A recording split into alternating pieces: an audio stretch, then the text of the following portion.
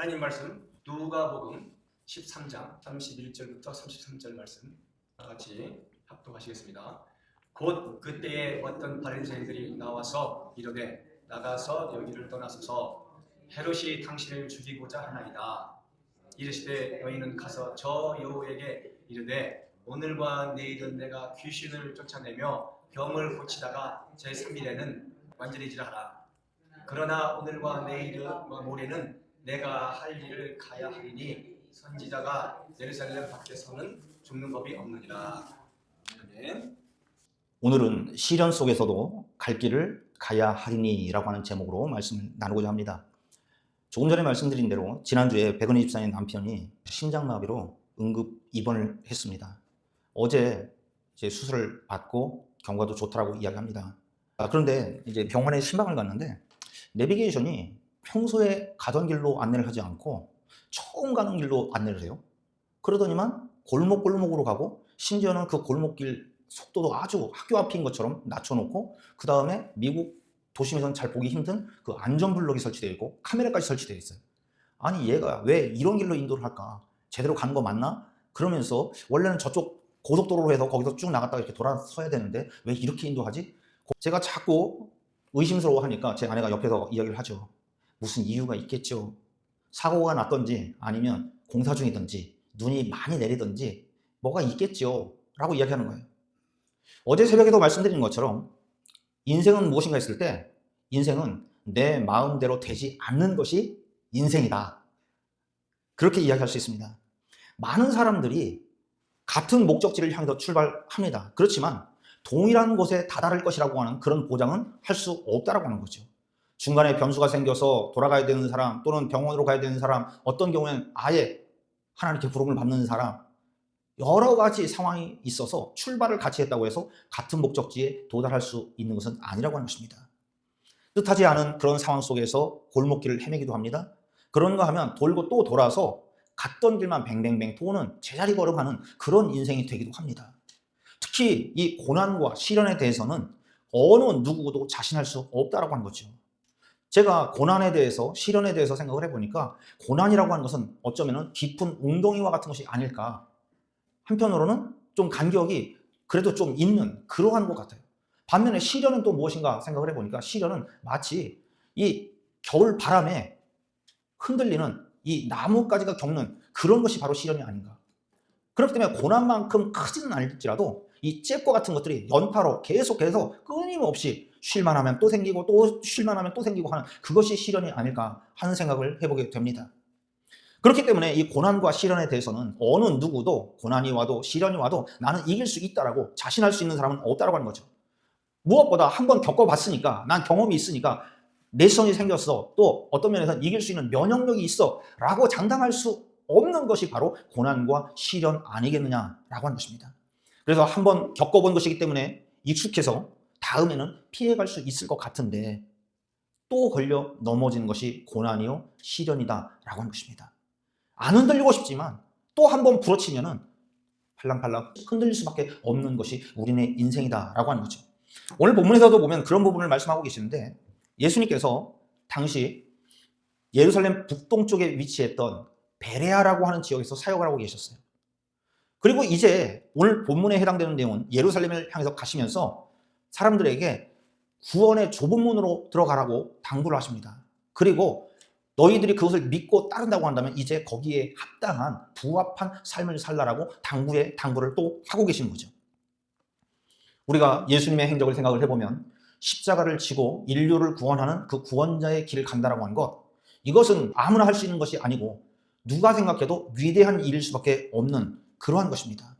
그런데 오늘 본문에 보면 예수님께서 십자가의 길을 가기 위해서 예루살렘으로 들어가시는 이 여정 속에 정말 위대한 그런 사명과 헌신의 길을 가고 있는데 그 길조차도 시련과 맞닥뜨리더라 하는 것입니다. 예수님께서 그 위대하고 아무도 따라할 수 없는 그러한 위대한 사명의 길을 가심에도 불구하고 시련이 찾아오는데 하물며 평범한 우리들의 인생 속에 고난이 오고 시련이 온다고 하는 것은 지극히 당연한 일일 수밖에 없다라고 하는 것입니다. 자, 그러면 오늘 이 시간 우리가 생각해 보는 것은 사명의 길에도 시련이 있다라고 하는 이것이 과연 합리적일까라고 하는 거죠. 우리들이 사명이 아닐지라도 믿음의 삶을 살려고 부단히 애쓰는데 그런 가운데 고난과 시련이 연타로 계속 잽잽하고 들어오면 그것이 마땅한 일이겠는가라고 하는 거죠. 우리는 하나님 앞에 호소할 수밖에 없습니다. 하나님, 어찌 이런 일이 있습니까?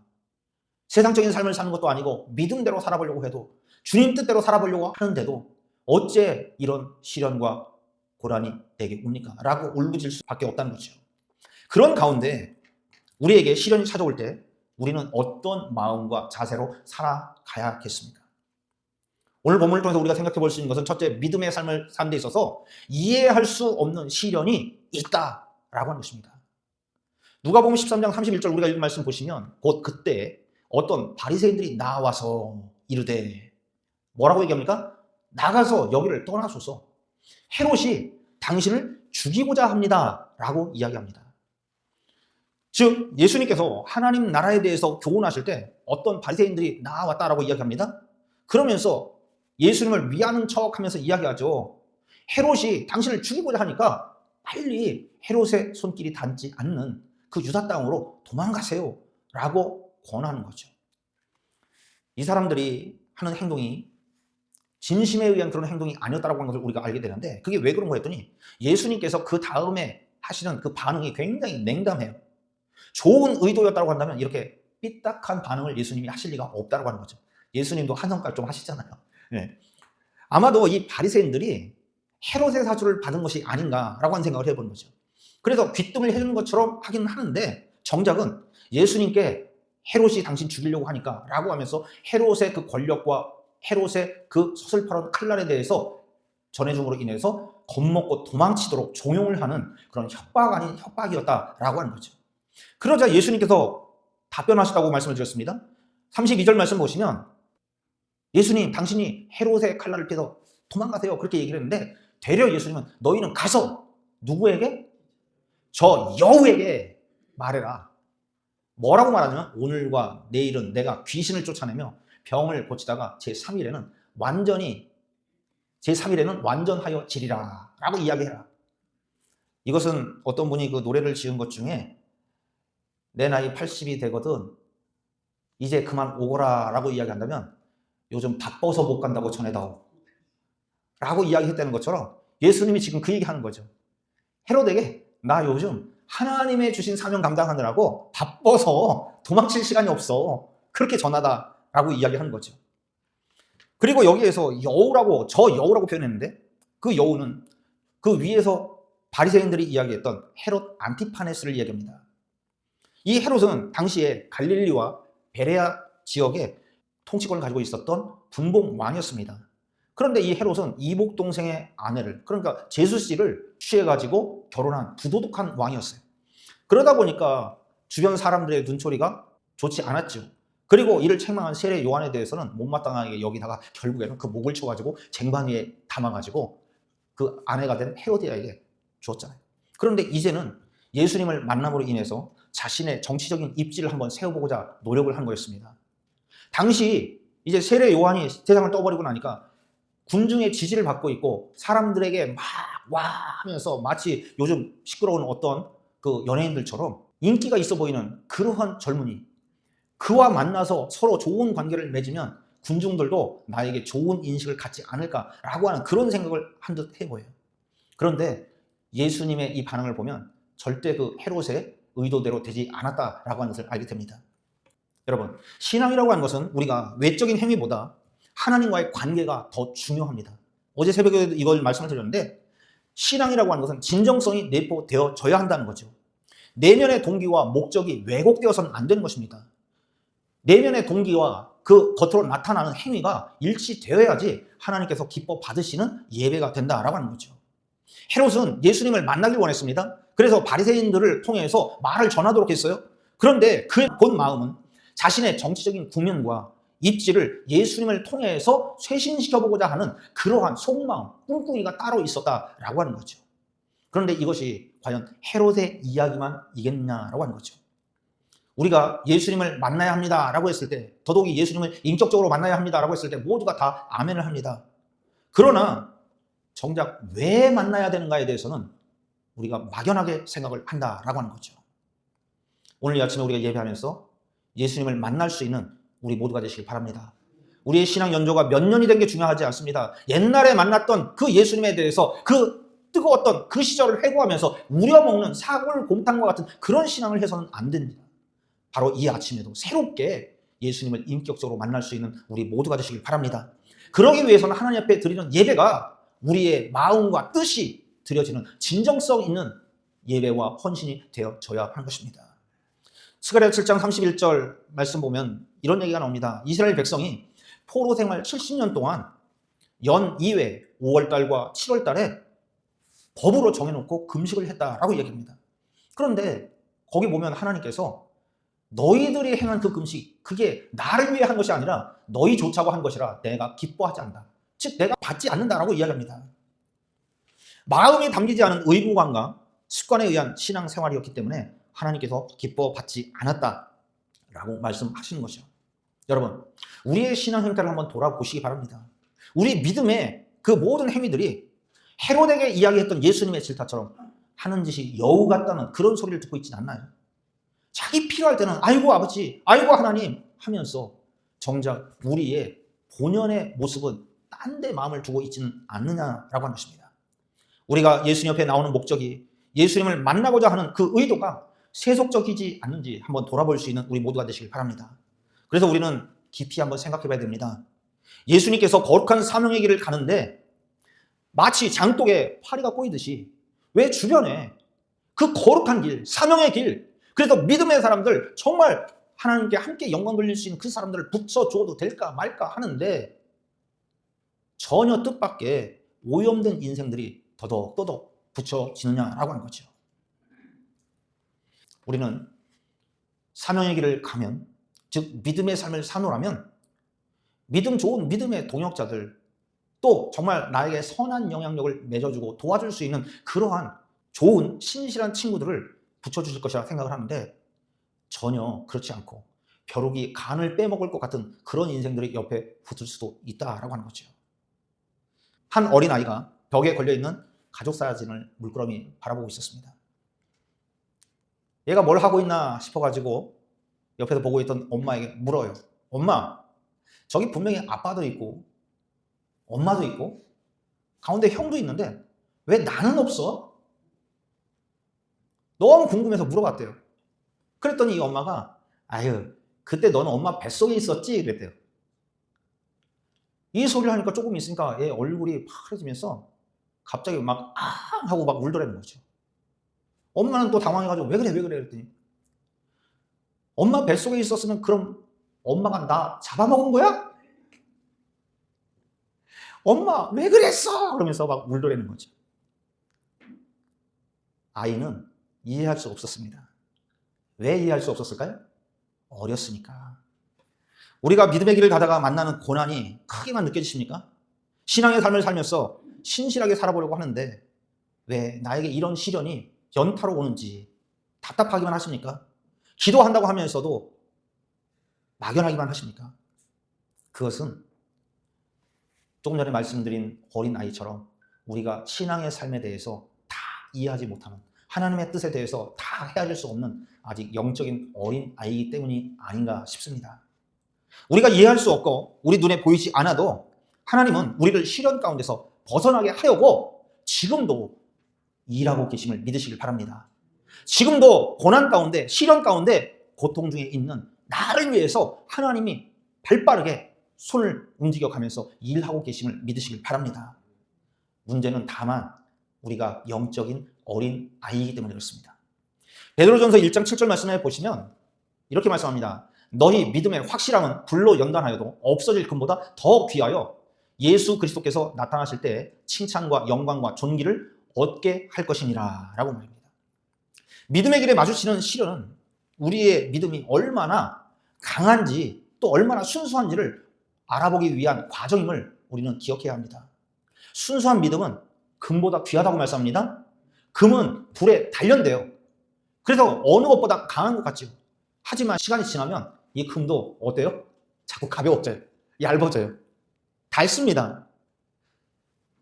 그렇다면 우리의 믿음은 어떨까요? 우리의 믿음이 시련 속에서도 분명한 하나님의 이유가 있음을 믿고 진정성 있게 나아간다고 한다면 예수 그리스도께서 다시 오실 그날에 칭찬과 영광과 존귀를 가져다 줄 것을 믿으시길 바랍니다. 그것을 지금 사도 베드로는 말씀하고 있는 것입니다. 둘째로 믿음의 삶에서 이유 없는 시련은 없다라고 얘기합니다. 믿음의 삶을 산 데 있어서 이유 없는 시련은 없다라고 얘기합니다. 예수님을 비롯해서 성경 속의 욥이나 다니엘은 이유 없는 시련의 주인공들입니다. 욥은 의인임에도 불구하고 하루아침에 모든 것을 다 잃습니다. 재산도 잃었죠. 가족도 잃었죠. 건강도 잃었죠. 그런가 하면 동방의 의인이라고 하면서 사람들에게 칭송받던 그러한 명망까지 잃었습니다. 또한 다니엘은 어떻습니까? 다니엘은 신앙을 지키려다가 믿음대로 살아보려다가 정말 그 이방 땅에 가서 그곳에서조차 하나님에 대한 신앙을 지켜보려고 부단히 애썼음에도 불구하고 지금 어디에 떨어집니까? 사자굴에 던져지고 맙니다. 요셉은 어떻습니까? 형제들의 배신과 모함으로 노예가 되고 감옥에 팽개쳐집니다. 이와 같이 욥이나 다니엘이나 요셉은 하나같이 하나님의 뜻을 헤아릴 수 없었어요. 내가 믿음대로 살아보는데 왜 이런 시련이 내 삶 속에 멈춰주지 않은가? 어쩌면은 이러한 의구심이 이 자리에 예배하는 우리들이 갖는 마음 아니겠습니까? 서두에 말씀드린 내비게이션이 어떻게 시작되었습니까? 그 전에는 지도가 책으로 있었죠. 그리고 조금 지나서는 구글에서 지도를 프린트아웃 해가지고 인쇄해가지고 그거 들고 다니면서 찾아다니고 했죠. 그러다가 1980년대 혼다 자동차에서 이제 초기 관성 항법 시스템을 도입함으로 인해서 내비게이션이 들어왔습니다. 그 이후에 GPS 기술이 발전하고 이제는 이것이 위성 자체에 통해 가지고 개방을 해서 지금은 전화기만 있어도 이 내비게이션을 쓸 수 있잖아요.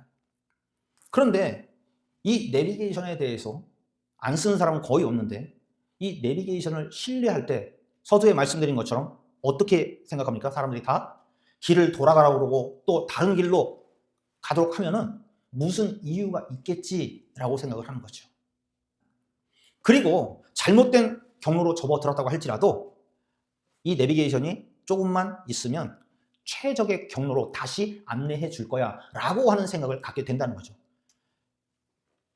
제가 병원 신방을 가면서 골목길 빠져나와서 병원 입구에 다다랐을 때 우리의 믿음이 이 내비게이션에 대한 그러한 믿음, 그런 믿음을 갖는다면 얼마나 좋을까라고 하는 생각을 해봤습니다. 욥도 다니엘도 요셉도 지금 겪고 있는 시련을 이해할 수 없었습니다. 하지만 그들은 무슨 이유가 있겠지요. 반드시 하나님께서 선한 길로 인도하실 것입니다 라고 하는 그러한 신뢰를 갖고 있었다라고 하는 거죠. 우리도 그들이 겪는 시련을 맞닥뜨릴 때 그들이 가졌던 그런 신뢰와 확신을 갖는 모두가 되시길 바랍니다. 우리가 읽은 누가복음 13장 32절 후반 말씀에 보면은 오늘과 내일은 내가 귀신을 쫓아내며 병을 고치다가 제3일에는 완전하여지리라 라고 이야기해라 그렇게 말씀합니다. 여기서 굳이 오늘과 내일 또 제3일 그것이 무엇을 의미하는가 학자들은 많이 이야기하지만 오늘은 현재요, 내일은 예루살렘에 이르기까지 또 제3일은 예루살렘에서 십자가에 죽으시고 사역을 완성하기까지라고 우리는 이해할 수 있습니다. 그런데 조금 더 우리가 이해할 수 있는 차원으로 오늘, 내일, 제3일 왜 예수님을 구분하셨는가 했더니 예수님은 지금 헤롯이 방해 공작을 펼친다고 할지라도 십자가의 죽음을 통해서 예수님이 하나님께서 주신 사명을 완성하겠다라고 하는 그러한 굳은 의지를 표현하고 있는 것으로 이해되어진다는 거죠. 이것이 바로 사명의 길이요. 이것이 바로 믿음의 길 아니겠는가라고 하는 생각을 해봅니다. 예수님의 구속의 사역은 헤롯의 계획과 헤롯의 이 농간, 헤롯의 말 한마디, 그것에 의해서 좌지우지되는 그러한 일정이 아니었다라고 하는 것입니다. 비록 헤롯은 자기가 머리를 짜매고 다른 사람들을 동원해가지고 뭔가 예수님의 길을 바꿔보고 예수님의 사명의 길을 뭔가 조정해보려고 하지만 정작 예수님의 사명의 길은 십자가의 길이었고 그 사명은 헤롯이 아닌 하나님의 계획표대로 움직여지고 있다라고 하는 것입니다.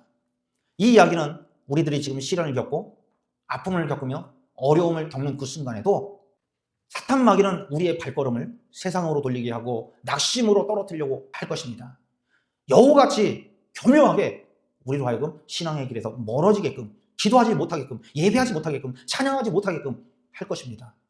그럼에도 불구하고 그러면 그럴수록 하나님의 손길은 시련 가운데 빠져있는 우리를 건지시고 세우시기 위해서 분주하게 움직이고 계심을 믿으시기 바랍니다. 다만 우리가 이해하지 못하는 것뿐이라고요.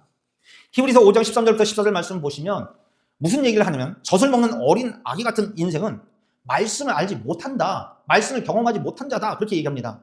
반면에 단단한 음식은 누가 먹느냐 했더니 장성한 자가 먹는 것이다 라고 하는 거죠. 우리가 시련을 통해서 정말 고난의 양식을, 고난의 눈물을 통해서 믿음의 양식을 먹는다라고 하는 것은 그만큼 우리가 어린아이가 아니라 한 단계 성장하는 과정임을 믿으시길 바랍니다. 자, 그러면 하나님은 왜 믿음의 사람들에게 이런 시련을 허락하실까요? 버지니아의 리스버그 코너스톤이라고 하는 교회의 청년부 사역을 하는 그 오스틴 햄린 목사는 하나님은 왜 믿음의 사람들에게 시련을 허락하신가라고 하는 주제에 세 가지를 이유로 들었습니다. 그것은 뭐냐면 성숙과 회개와 그리고 지도하기 위해서다라고 하는 얘기예요. 무슨 얘기냐면 먼저 하나님께서 왜 믿음의 사람들에게 시련을 허락하셨는가라고 했을 때 믿음의 사람들을 성숙시키기 위해서 허용하신 것이다 라고 하는 거죠. 그는 뭐라고 얘기했냐면 사람들은 자수성가하는 사람들에 대해서 와 하면서 정말 위대하게 여긴다는 거죠. 문제는 하나님은 그 자수성가한 사람들을 별로 탐탁하게 여기지 않으신다라고 얘기했어요. 왜 그런가 했더니 이 자수성가한 사람들은 자기가 커요. 그래서 자기가 얼마만큼 고생하고 애쓰고 수고했는지 자기 의가 가득 차 있다는 거죠. 그러나 하나님은 이렇게 자기 의존적인 그런 사람보다는 성령의 능력에 의존하기를 원하신다라고 하는 것입니다. 따라서 믿음의 사람들이 시련을 겪음으로써 자기를 의지하지 않고 성령의 능력을 체험하게끔 하기 위해서 하나님께서 믿음의 사람들에게도 시련을 허용하신다라고 하는 것입니다. 우리가 크고 작은 시련 가운데 혹시 놓여 있다고 하신다면 하나님이 나를 어린아이로 두지 않고 장성하게 성숙되게 만드시려고 하는구나 라고 하는 하나님의 큰 그림을 깨달으실 수 있기를 바랍니다. 또한 하나님이 시련을 주시는 이유는 무엇인가 했더니 믿음의 사람의 회개를 위해서 허용하신 것이다 라고 이야기했어요. 사람들은 인생을 살다가 잘못된 선택과 결정을 하고 그것 때문에 시련을 겪게 된다라고 하는 거죠. 바로 그때 죄를 깨닫고 고백하며 회개해서 돌이키면 하나님께서 그 구덩이에서 빠져나오게 하고 건져주시는 은혜를 베풀어 주신다라고 하는 거죠. 하나님께서는 믿음의 사람들이 잘못된 길을 가고 있으면 그 길을 수정해 주게끔 하기 위해서 시련을 허용하신다라고 하는 것입니다. 그리고 하나님께서 시련을 주신 이유는 믿음의 사람들의 삶을 지도해 주기 위해서다라고 얘기했어요. 그는 뭐라고 얘기했냐면 사도행전에 보면 하나님은 바울의 경로를 바꾸시고 겨울 폭풍을 통해서 몰타에서 난파되게 하셨는데 이것은 사도 바울이 뭔가 잘못하고 나쁜 짓을 해서 그런 것이 아니었다는 거죠. 오히려 그 몰타 섬에 거기에 병들어 있고 죽어가는 그런 족장의 아들과 또한 그 지역 사람들을 살리는 그 일을 위해서 바울을 그쪽으로 인도하셨다라고 하는 거죠. 이러한 하나님의 지도하심은 이 자리에 있는 우리들의 삶에도 여전히 펼쳐지고 있음을 믿으시길 바랍니다. 이와 같이 우리가 믿음의 삶을 살다가 특히 사명의 길을 가다가 겪는 시련은 이유가 분명히 있습니다. 이유가 있는 시련은 그것이 어떤 형태로 다가오든지 간에 인내하는 사람에게 복으로 임한다는 사실을 믿으시길 바랍니다. 자, 그러면 믿음의 사람이 시련을 겪을 때 우리가 어떤 마음 자세로 이 시련을 받아야 되겠는가라고 하는 거죠. 우리가 읽은 말씀 누가복음 13장 33절 보시면 그러나 오늘과 내일과 모레는 내가 갈 길을 가야 하리니 선지자가 예루살렘 밖에서는 죽는 법이 없다라고 말씀합니다. 헤롯과 바리새인들의 이 권모술수에도 불구하고 예수님은 사명의 길을 나는 가겠다라고 말씀합니다. 그렇게 다짐합니다. 믿음의 길을 가다가 만나는 그런 어떤 시련이 와도 인류 구속의 사역은 사람의 계획, 사탄 마귀의 그 의도대로 움직여지는 것이 아니라 하나님의 계획표대로 진행되어짐을 신뢰하시길 바랍니다. 여러분들 아시는지 모르겠어요. 김석균 목사님의 나는 가리라 라는 찬양이 있습니다. 그 가사를 보면 비바람이 앞길을 막아도 눈보라가 앞길을 가려도 나는 가리, 주의 길을 가리.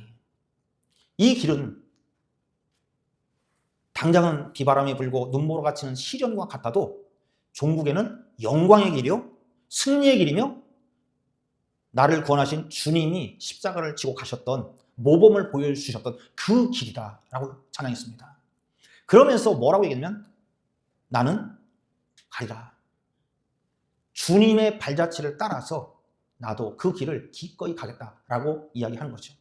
예수님께서 지금 시련이 오고 있다고 할지라도, 시련이 몰아친다고 할지라도, 아무리 여우 같은 그 헤롯이 나의 사명의 길을 막는다고 할지라도 나는 이 길을 가야만 하고 갈 것이다 라고 다짐을 하는 것입니다. 여러분, 예수님께서 재림하실 때가 가까울수록 우리의 대적자들은 갖은 방법을 다 동원을 합니다. 그것은 믿음의 사람들에게 시련으로 나타납니다. 비바람으로 주어집니다. 눈보라로 우리의 살을 에이게 만듭니다. 그래서 성도들을 미혹하고 조바심 내고 넘어져서 주저앉게 만듭니다. 작가 김정훈은 자신의 책에서 우리 인생은 끊임없는 선택의 연속이다 라고 이야기했습니다. 하나의 선택이 그 후에 모든 결과를 다 결정짓지는 않는다고 이야기하면서 한쪽 문이 닫히면 반드시 다른 한쪽 문이 열리게 되어 있다라고 이야기했어요. 동시에 항복이 행복이다라고 얘기했습니다. 이게 무슨 이야기인지 감이 안 오시나요? 형들의 모함에 빠져서 구덩이에 던져진 요셉에게 동서남북은 다 막혔을지라도, 그 문들은 다 닫혔을지라도 어느 문이 열렸습니까? 하늘문이 열렸습니다. 그로 인해서 요셉은 어땠어요? 동서남북이 다 막혔을 때 자기가 할 수 있는 방법, 자기를 의지할 수 있는 그런 어떠한 지혜가 없으니까 아마도 하나님을 향해서 하나님 항복이요 라고 하지 않았을까요?